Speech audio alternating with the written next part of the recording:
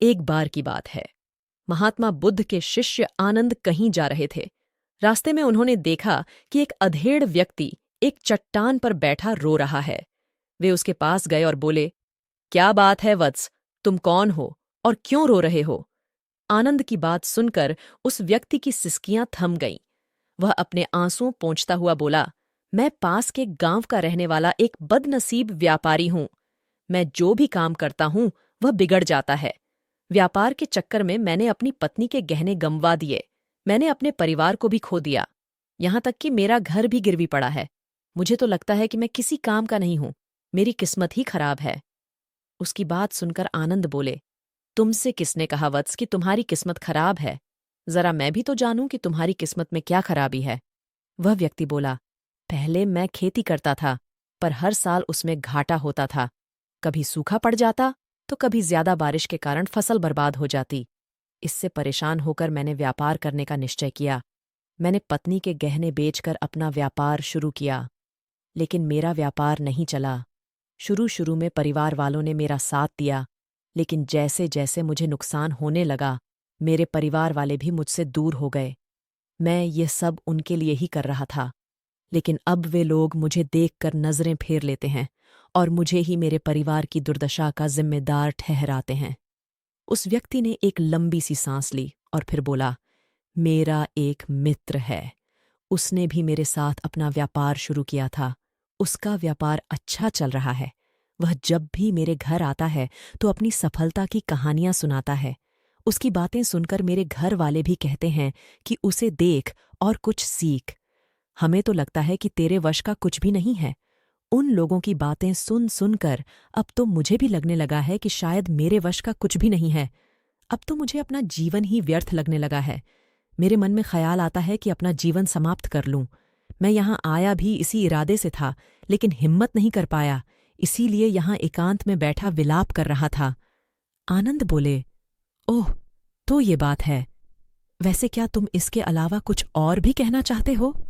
उनकी बात सुनकर वह व्यक्ति बोला, एक ओर मेरा हर काम खराब हो जाता है, दूसरी ओर मेरा मित्र है जो हर समय मुझे नीचा दिखाने का प्रयत्न करता रहता है। मुझे समझ में ही नहीं आता है कि मैं क्या करूं। आनंद बोले, क्या तुम अपने मित्र की बातें सुनकर दुखी हो जाते हो? हाँ, मैं उसकी बातें सुनकर स्वयं दुखी हो जाता हूं, उस व्यक्ति ने जवाब दिया।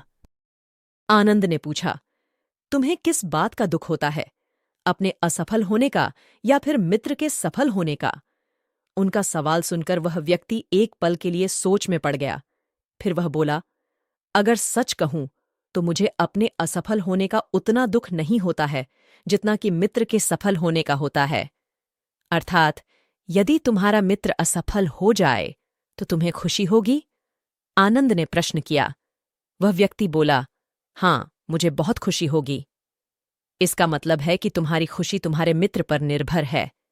आनंद बोले, अगर वह चाहे तो तुम्हें खुश कर सकता है और अगर वह चाहे तो तुम्हें दुखी कर सकता है।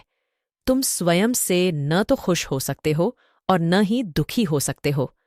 अर्थात तुम अपने मित्र के गुलाम हो गए हो, इसलिए तुम्हारा कुछ नहीं हो सकता। ऐसा न कहे महात्मन, उस व्यक्ति ने हाथ जोड़ दिए। आपकी बातें सुनकर मुझे कुछ आशा बंध रही है। आनंद बोले, जब हम किसी से आशा बांध लेते हैं तो उस पर निर्भर हो जाते हैं। ऐसे में हमारी खुशी और दुख भी उस पर निर्भर करने लगता है। इससे बेहतर है कि तुम अपने आप से आशा बांधो।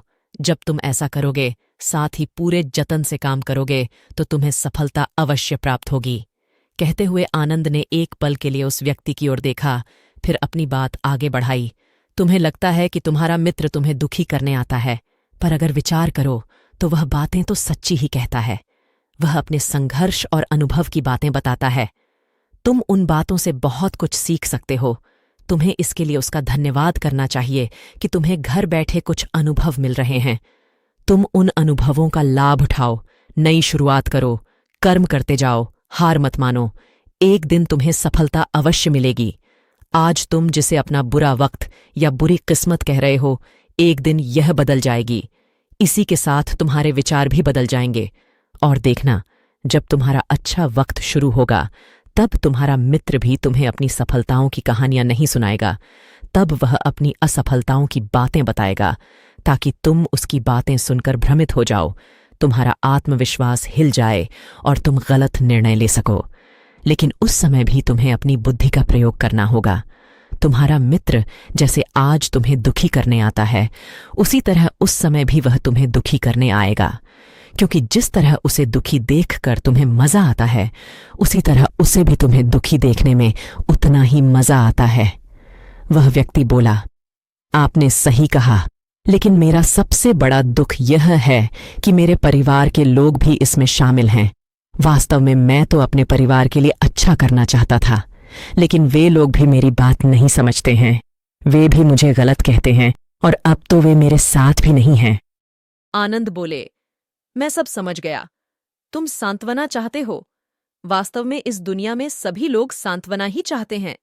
हम चाहते हैं कि हम जब भी कुछ करें तो लोग हमारी प्रशंसा करें, लेकिन आमतौर से ऐसा नहीं होता है, इसलिए हम दुखी हो जाते हैं। हमें लगता है कि हमारे मित्र, परिवार वाले सब मतलबी हैं, लेकिन तुम अगर किसी को अपना परिवार मानते हो और उसके लिए कुछ करना भी चाहते हो, तो तुम्हें ऐसा क्यों लगता है कि तुम दूसरों के लिए कुछ कर रहे हो? वास्तव में तुम अपनी खुशी के लिए कर रहे हो।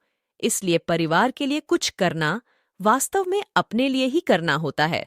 लेकिन अगर ऐसा करते समय तुम्हें लगता है कि तुम दूसरों के लिए कर रहे हो, तो तुम दुखी रहोगे।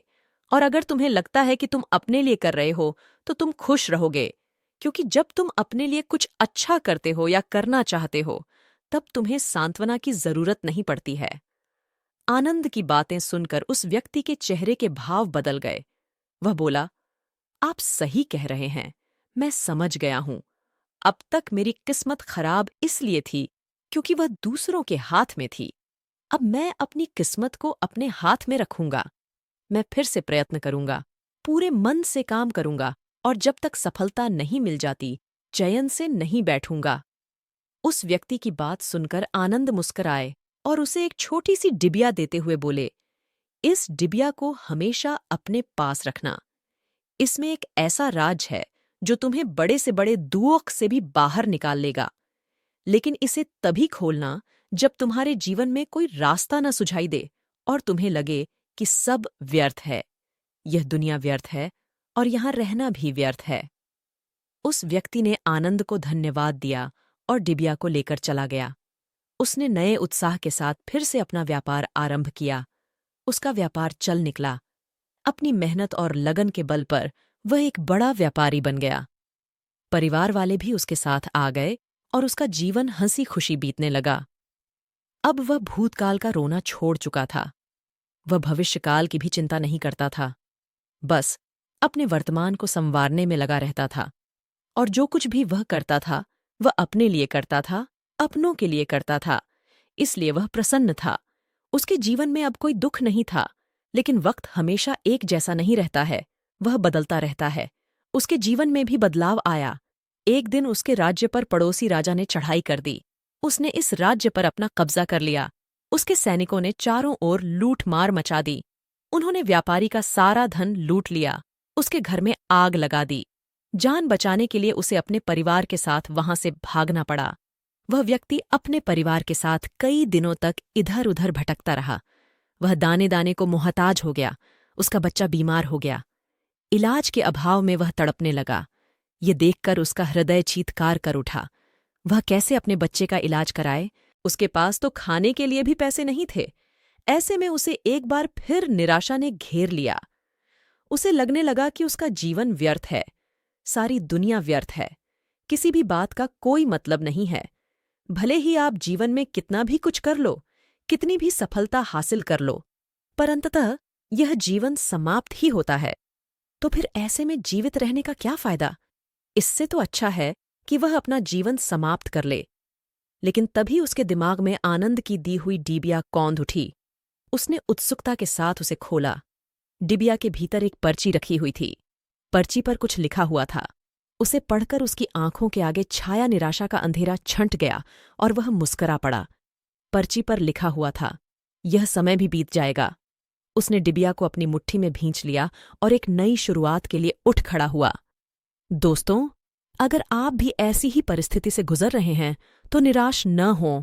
अपने अतीत पर शोक मत करें। न ही भविष्य की चिंता करें। अपने वर्तमान को जिएं और उसे बेहतर बनाने के लिए सच्चे मन से प्रयत्न करें।